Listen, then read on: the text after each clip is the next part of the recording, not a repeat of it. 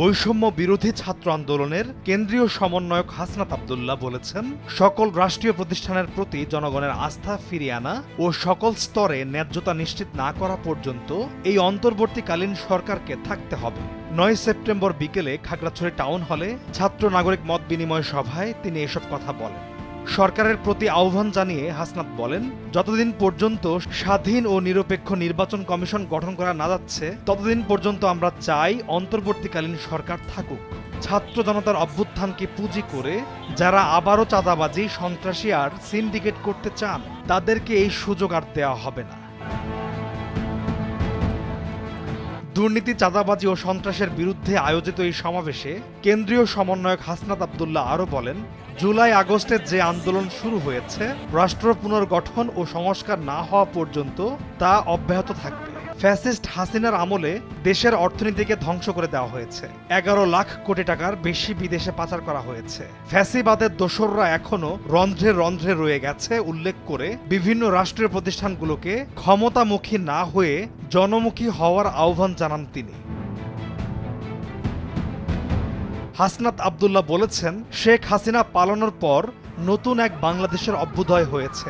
পালিয়ে গেছে অনেক সরকারি দপ্তরের প্রধান কর্মকর্তারা। আজকের এই পরিবর্তিত বাংলাদেশে এখন আর কাউকে ঘুষ দিতে হয় না। তবে অনেক ঘুষখোর কর্মকর্তা এখন কাজে অনীহা দেখাচ্ছেন। ঘুষ খেতে না পেরে তারা কাজ স্লো করে দিয়েছেন। তিনি বলেন, ভূমি, পাসপোর্ট, বিআরটি ও বিদ্যুৎ অফিস সহ প্রায় প্রতিটি সরকারি অফিসে বিগত ১৬ বছর ধরে লাগামহীন দুর্নীতি হয়েছে, অনিয়ম হয়েছে। ঘুষ ছাড়া কোনো সেবা পায়নি সাধারণ নাগরিকরা। তাদের উদ্দেশ্যে এই সমন্বয়ক বলেন, আপনাদের কত বেতন ভাতা দেওয়া হবে তা জেনে বুঝেই সরকারি চাকরিতে যোগ দিয়েছেন আপনারা। যদি এখনো ঘুষ খাওয়ার আশা মনে পোষণ করে থাকেন তবে চাকরি ছেড়ে দিয়ে চলে যান। বর্তমান অন্তর্বর্তীকালীন সরকার প্রসঙ্গে হাসনাত আব্দুল্লাহ বলেন, আমরা বিশ্বাস করি এই সরকারের মেয়াদে একটি সমৃদ্ধ বাংলাদেশ গঠিত হবে। স্বাস্থ্য ও শিক্ষা খাত সহ সকল খাতে দুর্নীতি সমূলে উৎপাদন করা হবে।